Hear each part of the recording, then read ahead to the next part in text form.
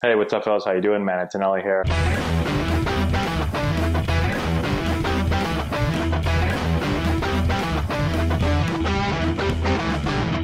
Okay, so today I want to talk about connection with the upper body and the bat. This is something that you'll see all great hitters do. I work with a lot of young hitters. I work with a lot of hitters of all ages.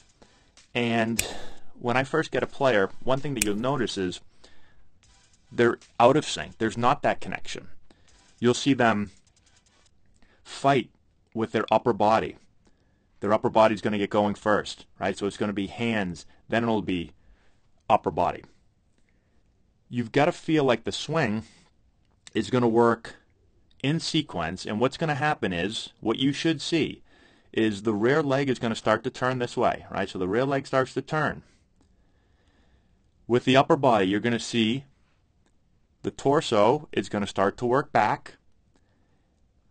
Your hands are going to start to turn palm up, palm down. And so when your hands turn palm up, palm down, you'll see this rear arm start to work under. And the key is when you do this, when your leg turns and your upper body works back and you turn palm up, palm down, notice how the bat and the upper body are both turning back together. That's the key. This action right here, bat and upper body turning back together. Rear shoulder is under lead shoulder. Because the barrel's getting turned back, you get into this position where the barrel is going to be really tight to the rear shoulder. So now I can enter this zone from the inside. Right, this position right here. My leg has turned, my upper body has worked back, my hands have turned palm up, palm down. My barrel is now going to come through the zone from in, and I can release it out. So if the ball's away, I can release it out there. If the ball's middle, I can release it here. If the ball's in, I can release it here. So I'm able to cover all parts of the hitting zone. My goal is to be able to cover all parts of the hitting zone, away, middle, and in, and to be able to attack it with my barrel behind the ball, right? So I'm from in, I'm able to get the barrel behind the ball, and I'm able to stay through the hitting zone for as long as I can. A big problem are bat paths with all players. It's the first thing I look for. What is the bat doing through the hitting zone? And barrels do all different types of things. You have players that are cutting across the zone this way, right? They go from out to in. You see players that lose the barrel. They just dump it behind them. Then they're working way uphill. You have players that what I call come over the top, and their barrel goes down through the ball, right? And so a barrel that you're looking for is one that's from the inside, slightly up into the ball. And if you have that, if you have from the inside and slightly up into the ball, you'll have through the hitting zone. That's the key. If you don't have from the inside and you don't have barrel slightly up through the ball, you'll never have through the hitting zone. You'll have cutting across, you'll have losing the barrel, and you won't be as consistent as you want to be.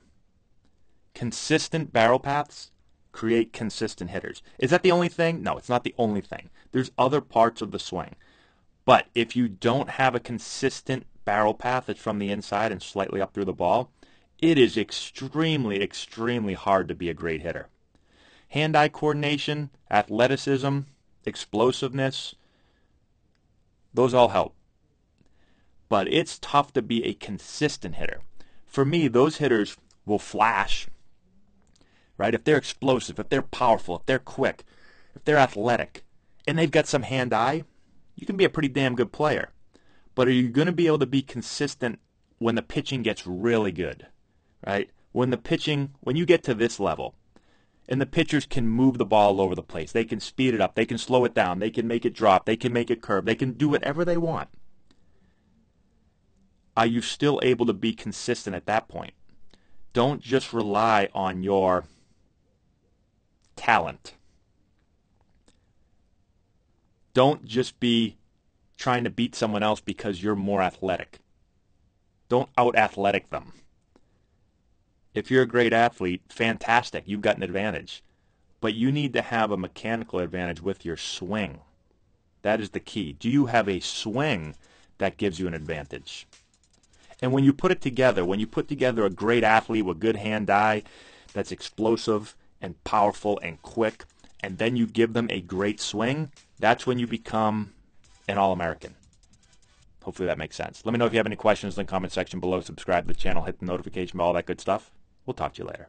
If you've enjoyed this video and want to learn more about building the elite swing, check out our new course. We have over 2 hours of content, almost 30 hitting drills. We break down the exact mechanics that you're going to want to implement into your swing. I've put the link in the description if you want to go check it out.